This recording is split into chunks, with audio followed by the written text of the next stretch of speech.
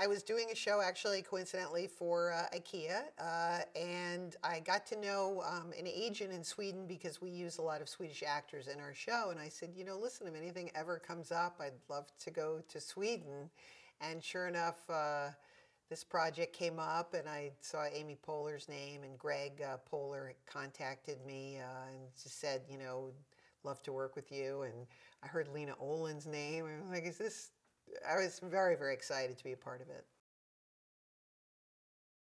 I play Greg's mom, who's sort of a pill popping, maybe drinks too much, who's married to Patrick Duffy, who kind of stifles me. He's very sort of square, and I feel like I'm, you know, my backstory was, you know, we met in college, and I think I had a lot more aspirations for a more artistic life.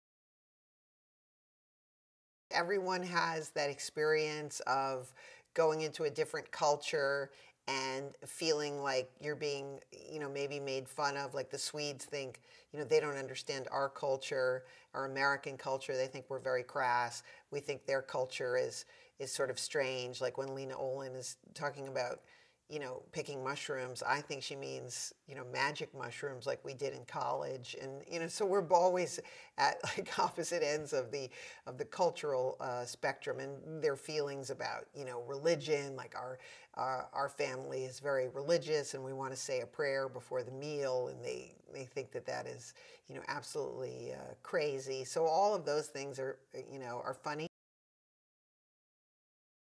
I think that people are ready for something that is, you know, that is different in this way, and it has that kind of, you know, indie. It does have a little bit of an indie feeling. It's not a traditional, you know, American television show. But I think that, you know, Amy's work on Parks and Rec you know, that show also has become more and more sort of loose and more like an indie film, and this has is in that same wheelhouse.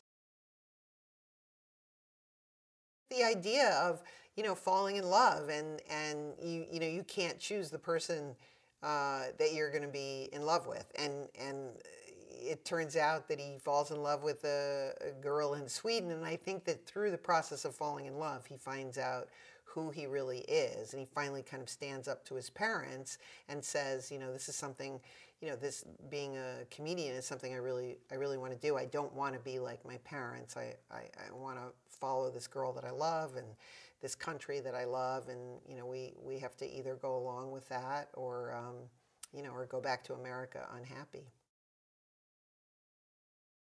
Bruce's dad, you know, played by Patrick Duffy, yes, completely thinks that this is the wrong thing to do, and you know, but I think that I'm looking forward more to bonding with, you know, having potentially sort of a new, you know, a new daughter-in-law, or maybe having grandchildren, or bonding with my son. So I think I'm a little bit more open, but my character is kind of just very pent up by what Bruce's dad thinks, which all sort of falls apart the longer that we're there. But I think that in the beginning, I'm maintaining the family line of I'm going along with whatever dad wants. But at a certain point, I kind of get fed up with the way that he's treating both me and Bruce, and I kind of revolt in the other way. And also I run out of Valium halfway through the trip.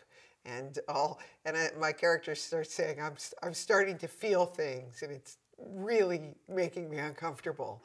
So I think that I've dealt with my husband by like just drinking and taking Valium and Xanax for years. My relationship with Bruce is that every time we kind of want to have a good time, Dad stifles it a bit.